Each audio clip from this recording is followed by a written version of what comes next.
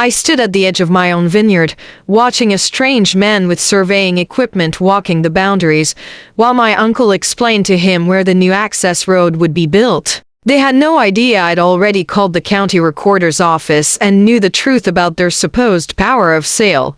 My name is Elena Marquardt. I'm 45 years old, and I run a family-owned winery in Napa Valley that I inherited from my grandfather 12 years ago. This is a story about how my uncle tried to secretly sell part of our family vineyard to a real estate developer while I was on a business trip, and how his plan spectacularly fell apart.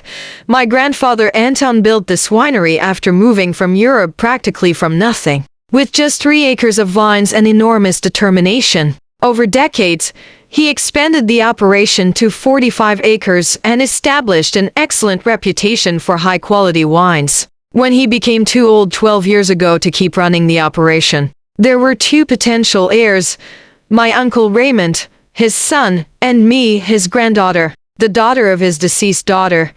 Raymond had never shown any real interest in winemaking. Instead, he'd pursued a career in insurance that turned out fairly mediocre, and viewed the winery mainly as a potential financial resource, not as a family legacy that needed tending. I, on the other hand, had spent every summer of my childhood with my grandfather, learning winemaking from the ground up, later studying enology, and was the obvious choice to carry on the operation.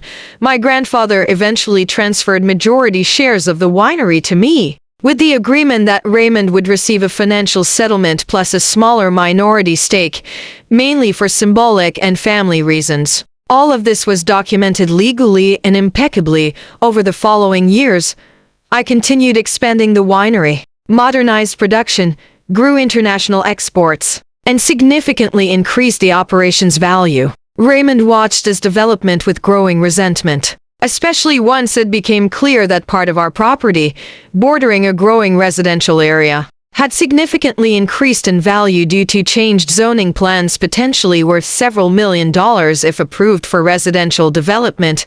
Raymond began applying subtle pressure, saying we should think about the future of the land, which I understood as his indirect attempt to push me toward a sale. I consistently refused, since that part of the property held some of our oldest and most valuable vines, essential to the quality of our premium wine. 8 months ago, I had to take a 3-week business trip overseas to negotiate new export contracts in Asia. During that time, as usual, I handed over daily operations to my longtime winemaker, Mr. Vogel, while administrative and legal matters requiring my personal signature would wait until my return.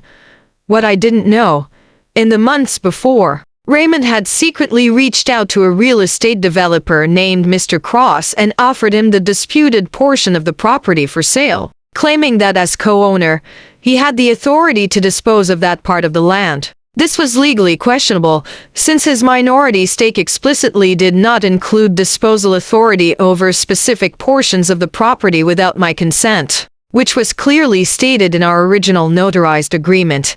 During my absence, Raymond began taking concrete steps. He hired a surveyor to measure the disputed property, supposedly to clarify the exact boundaries, but actually to provide Mr. Cross with preparatory documentation for a purchase agreement. My winemaker, Mr. Vogel, grew suspicious when he noticed a surveyor and a strange man in a suit on the property without anyone having informed him. He called me immediately, despite the time difference, and described the situation. I was deeply alarmed and called the county recorder's office that same day to make sure no unauthorized changes had been made to the ownership records. I learned that a preliminary inquiry regarding a possible property subdivision had indeed been filed, submitted by Raymond, who claimed to be acting on behalf of the entire winery. I cut my business trip short immediately and returned within 48 hours, without informing Raymond or Mr. Cross of my return. I contacted my lawyer, who confirmed that Raymond's actions clearly violated our notarized partnership agreement and that he had no legal authority whatsoever to sell, or even prepare for development, that portion of the property without my express consent.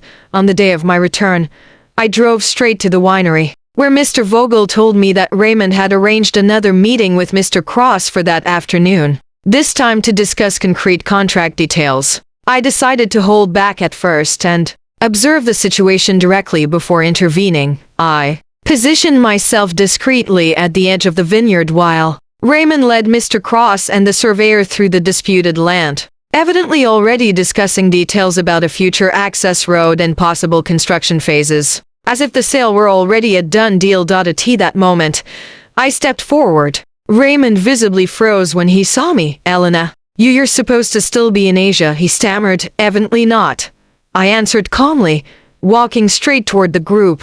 I turned to Mr. Cross. I'm Elena Marquardt, majority owner and manager of this winery. May I ask what contract you believe you're negotiating here? Mr. Cross looked visibly surprised and somewhat unsettled. He explained that Raymond had claimed to him that he had full authority over this specific piece of land, and had already presented him with preliminary documents as well as a letter of intent.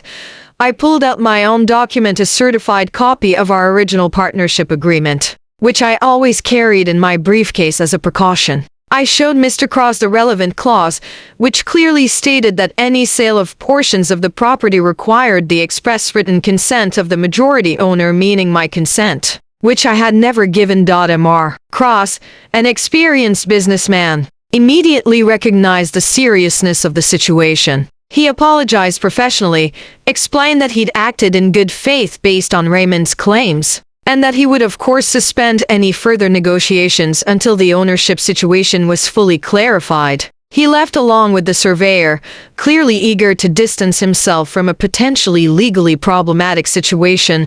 I then turned to Raymond, whose face had by then turned ashen.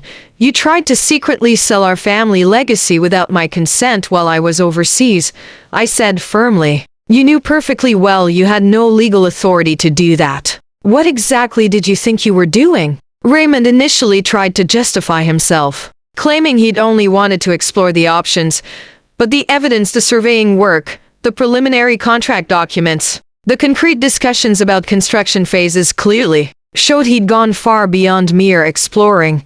I fully informed my lawyer about the situation and initially considered legal action against Raymond for attempted violation of our partnership agreement. Ultimately, though, I decided on a different solution. I offered to buy out Raymond's remaining minority stake in the winery entirely, at a fair, independently appraised price, on the condition that he permanently give up any future claims or influence over the winery. Raymond, realizing that his reputation within the family and possibly also legal consequences were at stake, ultimately agreed. The sale was completed through legal channels within 2 months, and I became the sole, complete owner of the entire winery, including the disputed portion of the property.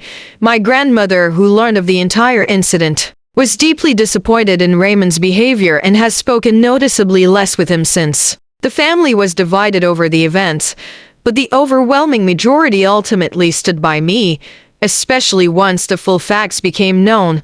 Marquardt Winery had its best harvest in decades this past year. The once disputed portion of the property still holds our oldest vines, untouched by any development, exactly as my grandfather would have wanted. I've learned that family legacy isn't just about land or money, but about the responsibility to protect what earlier generations built through hard work, even when the people who should stand closest try to undermine it.